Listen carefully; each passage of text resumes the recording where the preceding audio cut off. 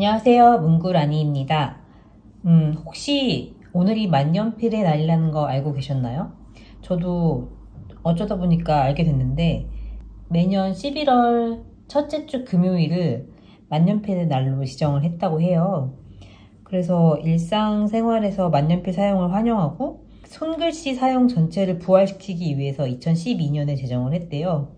어디에서 제정했는지는 잘 모르겠지만 어쨌든 오늘 만년필의 날이라고 해가지고 지금 펜사랑이라는 사이트랑 펜샵 코리아에서 쿠폰 발행해서 만년필을 세일하고 있더라고요. 그래서 만약에 노리고 있던 만년필 있으시면 지금이 약간 득템 기회일 수도 있겠다 싶어요. 저는 사실 이거를 모르고 최근에 만년필 사버려가지고 진짜 너무 아깝다고 생각하고 있거든요. 그래서 이 소식을 알려드리려고 오늘 급하게 영상을 찍습니다. 그래서 이제 만년필의 날이라고 하니까 만년필에 대해서 조금 알아보면 좋을 것 같아요. 왜냐면 뭐 제 채널을 통해서 만년필을 처음 접하시는 분들도 계실 것 같고 아니면 만년필에 약간의 관심을 갖고 있는데 잘 모르겠다 하시는 분들도 있을 것 같아가지고 간단하게 만년필을 소개해 드리려고 해요.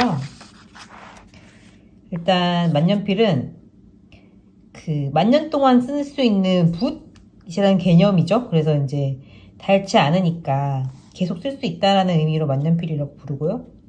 그리고 이제 영어로는 파운테인 펜이라고 해요. 그래서 이제 여기에 그 잉크를 저장할 수 있기 때문에 그렇게 부르는 것 같고요.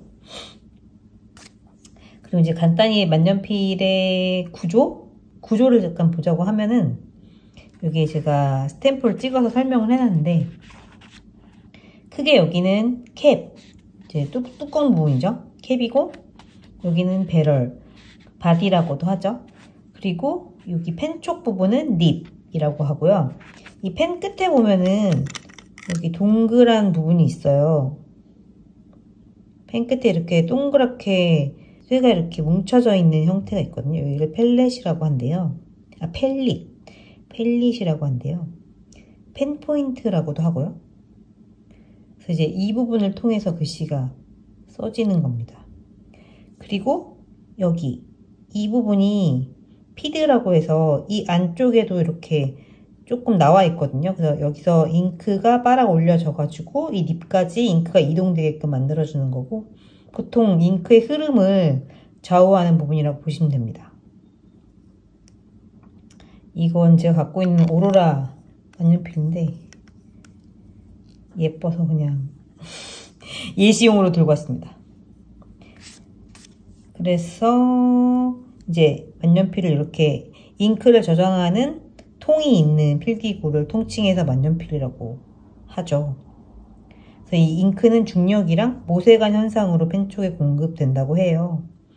그래서 이제 잉크가 들어있는데 잘 나오지 않는 경우에는 그 펜 촉을 잉크병에 담궈가지고 조금 놔두면 약간 안에 있는 잉크가 흘러나오는 모세관 현상이 일어나서 약간 잉크 흐름이 개선될 수 있어요. 그래서 만년필의 이름의 어원과 이 구조 그리고 잉크가 어떤 식으로 저장되고 운반되는지 간단하게 설명드렸고요. 이제 크게 만년필은 펜촉으로 구분을 하죠. 그래서 이제 일반적으로는 일본보다 유럽제가 조금 더 굵게 나와요. 아무래도 일본은 한자 문화권이다 보니까 조금 복잡한 글씨를 쓰니까 약간 더 가늘게 나오는 쪽이고 유럽은 이제 영어를 쓰다 보니까 이렇게 그다지 이렇게 획수가 많지 않아서 조금 더 굵게 나오는 것 같더라고요. 그래서 그거를 보시고 내가 만약에 태필파다 하시면 유럽 거 쪽 한번 살펴보시고 나는 세필이 좋다 하시면 일본 거 보시면 좋을 것 같아요. 일본 거는 주로 뭐 파이로트나 플래티넘사 걸 많이 보시죠. 그리고 이제 펜촉 굵기에 대해서 이런 식으로 구분이 돼요. EF, F, M, B, BB 이런 식으로 구분이 되는데 보통 그냥 이 정도나 이 정도까지만 있는 경우도 있어요. M까지만 있는 경우도 있어요. 선택지가 이제 이렇게까지 있는 경우도 있고요. 근데 이제 어떻게 구분하냐면 엑스트라 파인이라고 해서 이게 가장 가는 거 파인이 약간 기본촉이라고 보시면 돼요. 이게 어디서나 기본촉이고요. 그리고 M이 미디움, 그 B가 브로드, B가 브로드. 그래서 이제 굵어지는 정도에 따라서 이런 식으로 표기를 하고요. 내가 어느 정도의 굵기를 좋아하는지 잘 모르겠다 하시면 뭐 베스트펜이나 이런 펜카페 이런 데 사전에 예약을 하셔가지고 가시면 CP를 해볼 수가 있어요. 그래서 한번 CP를 해보시고 이런 느낌이 좋다라고 느끼는 굵기를 한번 선택해서 써보시면 좋을 것 같아요. 근데 이게 만년필에 처음 입문해가지고 써보다 보면 나는 세필파라고 생각을 했는데 굵은 것도 궁금하다 해서 굵은 쪽으로 넘어가기도 하고, 굵은 걸 쓰다 보니 얇은 게 땡긴다 이러기도 하거든요. 왔다 갔다 해요. 그러다 보니까 이것들을 하나씩 다 사게 되는 부작용 같은 게 있는데, 하여튼 뭐 그렇습니다. 그래서 그래도 어느 쪽으로 좀 치우쳐진 성향이 있을 수 있잖아요. 그래서 그걸 좀 파악하셔가지고 입문하시는 게 좋을 것 같습니다. 그래서 이제 특수촉이 있는 경우들이 좀 있는데, 일본 것 중에 파이로트는 커스텀 74 라인에 C촉이라는 게 있어요. 제가 최근에 샀거든요, C촉을. 이게 엄청 굵게 나오는데 글씨체도 되게 둥글게 나와서 쓰기가 좋더라고요. 재밌는 촉인 것 같아요. 근데 이게 플래티넘 센츄리에도 C촉이 존재하더라고요. 그래서 이거는 안 써봤는데 비슷하지 않을까 싶습니다. 그리고 이제 캘리그라피용 스톱 닙이라고 약간 이 끝에가 납작하게 생긴 애들이 있어요. 이제 이게 약간 가로로 쓸 땐 얇다가 세로로 쓰면 굵어지는 개념이거든요. 그래서 이렇게 뭔가 굵기를 좀 조절할 수 있어요. 그래서 이게 캘리그라피 공부하시는 분들한테는 좀 많이 쓰이는 것 같고요. 그 에스터브룩이라는 브랜드 있잖아요. 거기서 미니 스톱이라고 약간 스톱을 조금 더 일상생활에도 쓸 수 있게 만든 거나 저널립이 좀 많이 나오더라고요. 그래서 저도 그게 궁금한데 원리는 비슷한 것 같습니다. 그래서 약간 너무 딥하게 들어가지 않고 개괄적으로 설명을 드리자면 이런 식으로 좀 구분이 될 것 같고요. 이제 잉크의 충전 방식에 따라서 또 만년필을 구분하기도 하는데, 그냥 되게 솔직히 말하면 다양한데, 그냥 입문하시는 분들은 크게 이 두 가지만 하셔도 될 것 같아요. 하나는 잉크병에 직접 이렇게 넣고 충전을 하는 이 배럴 부분이 아예 잉크통 역할을 하는 피스톤 필러 방식이 있어요.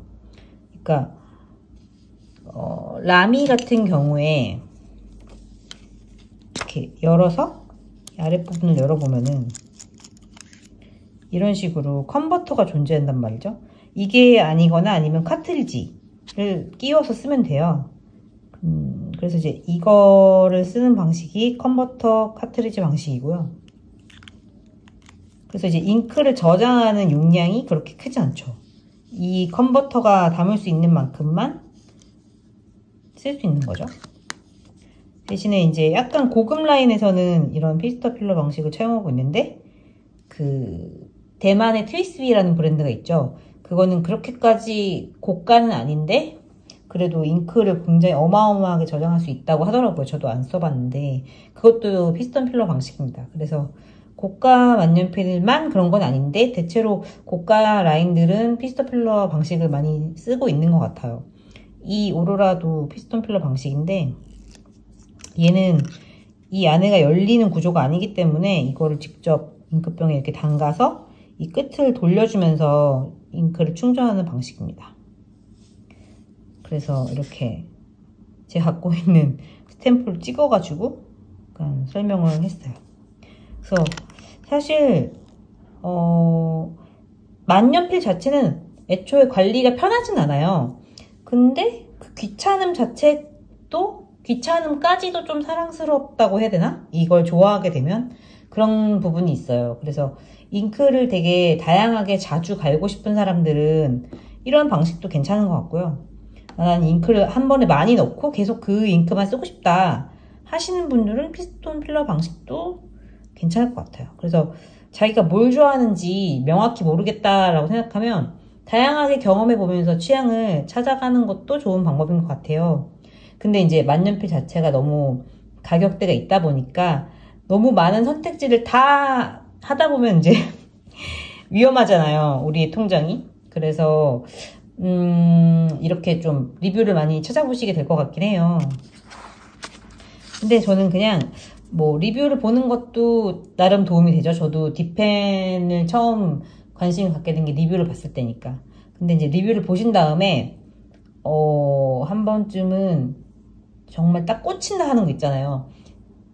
눈에 들어와서 안 잊혀지는 거. 그런 건 한번 사가지고 경험을 해보시는 게 좋지 않을까 싶어요. 사실 만년필을 처음 입문했을 때는 뭐가 좋은지 잘 모르거든요.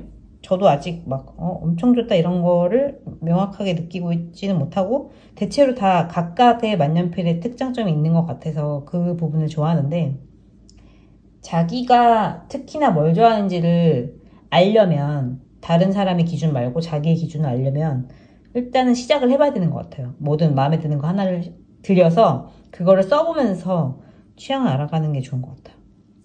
그래서 저도 어떻게 보면은 문구의 문은 딥펜이 열어줬지만 지금은 만년필을 훨씬 많이 쓰고 있기 때문에 만년필을 너무 좋아하고 만년필을 많은 분들이 쓰셨으면 좋겠어서 이렇게 만년필의 날 기념으로 한번 만년필에 대해서 개괄적으로 한번 말씀드려봤습니다. 그러면 또 생활 속에서 만년필 사용하시면서 뭔가 기록이나 필기의 즐거움을 느끼셨으면 좋겠고 또 11월 됐으니까 11월 한 달 재밌게 보내시길 바랄게요. 안녕.